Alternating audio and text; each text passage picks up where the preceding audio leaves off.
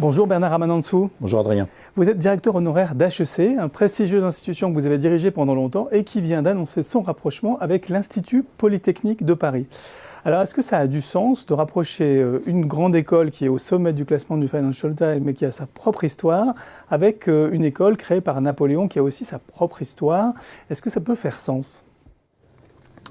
Alors je crois que ça peut faire sens, autrement dit, mais je pense même qu'il faut aller plus loin. Je pense que c'est un mouvement qu'il faut anticiper, qu'il faut construire, qu'il faut organiser. Entre les ingénieurs et les managers, vous voulez dire? Oui, entre les ingénieurs et les managers, je crois qu'il est important de faire en sorte que, assez vite, ce soit deux types de profils qui arrivent à travailler ensemble sur des résolutions de problèmes. Alors là où c'est compliqué, c'est que jusqu'à présent, on le faisait pour une partie de ces populations, mais de façon séquentielle. Donc les gens commençaient par être ingénieurs et puis ensuite ils faisaient éventuellement du management. Depuis quelques années, on a construit des accords de double diplôme, que ce soit en France ou à l'étranger. Je dis on, mais c'est HEC. On a construit des accords. Par exemple, il n'y a pas qu'en France, avec la TUM à Munich en Allemagne. La question qui est difficile et qui reste un défi, c'est-à-dire qu'il faut en même temps ne rien sacrifier. Or, évidemment, par définition, tout a une limite, mais donc il faut que la formation, et notamment la formation des meilleures écoles d'ingénieurs en France qui sont dans l'Institut Polytechnique, il ne faut pas sacrifier cette très bonne formation, il ne faut pas sacrifier la très bonne formation, le socle de base d'une école comme HEC, mais il faut arriver en même temps à faire en sorte que les gens travaillent ensemble le plus vite possible, mais encore une fois, sans sacrifier ce qu'il y a en amont. Alors si on ne sacrifie pas la formation, c'est qu'il n'y a pas une seule formation, c'est qu'on ne peut pas faire les deux en même temps. Encore une fois, je pense que, enfin je dis encore une fois parce que j'avais en tête, c'est vrai que je ne l'ai pas dit, mais c'est cette idée de projet. Je pense qu'il faut une pédagogie par le projet et que c'est probablement la solution la moins difficile de faire travailler ensemble des gens qui ont encore une fois un socle théorique en technologie par exemple, un socle théorique en culture générale. La culture générale, c'est pas n'importe quoi, c'est de la philo, c'est des maths, c'est de la littérature, de l'histoire. Donc ces gens qui ont ce socle-là, à un moment donné, il faut les mettre ensemble sur des projets concrets, sur des projets j'allais dire de tous les jours. C'est à la fois sur des projets de tous les jours, et ce que je trouve qu'aujourd'hui on devrait développer beaucoup plus, c'est sur des projets de problèmes qu'on voit arriver, et sur des projets de demain.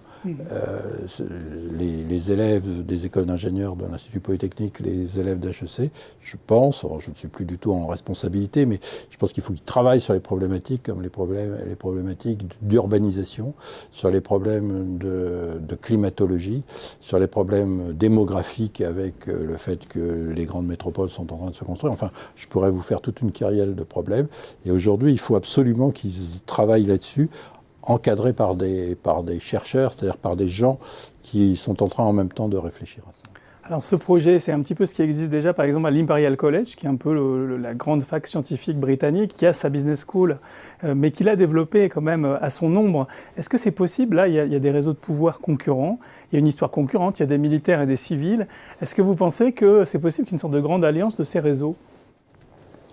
Oui, je ne suis pas sûr que je poserais la question comme ça. C'est peut-être une façon de répondre à côté de la question, mais je ne crois pas que ce soit des problèmes de réseau, même s'il y a bien sûr une histoire de ces réseaux, de ces associations et tout ça. Oui, anciens, tout ça. C'est quelque chose qui est réel, etc.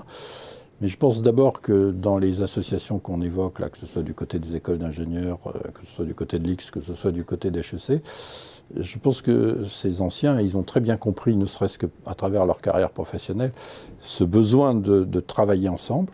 Et on doit rajouter de travailler ensemble aussi avec des gens de culture nationales différentes, venant d'autres nationalités.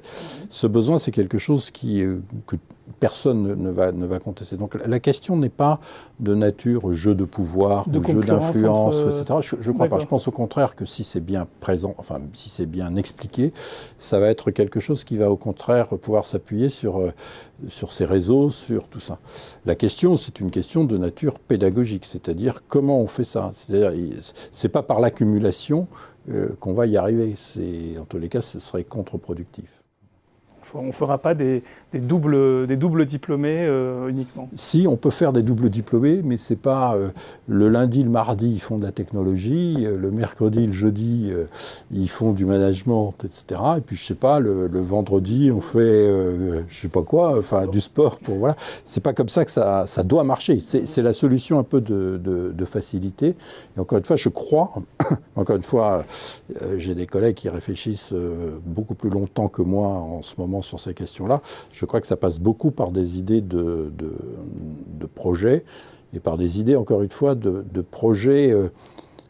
On parle toujours, c'est presque un pléonasme, de projets innovants. Ce n'est pas que des problèmes aujourd'hui à résoudre. Il faut absolument les faire baigner, je parle des étudiants, dans des projets qui sont des projets de transformation radicale de la société qui nous attendent, quoi. Donc c'est des sujets sur lesquels on a besoin des cerveaux qu'ils sont et des travailleurs qu'ils sont pour essayer de résoudre ces questions qui nous attendent.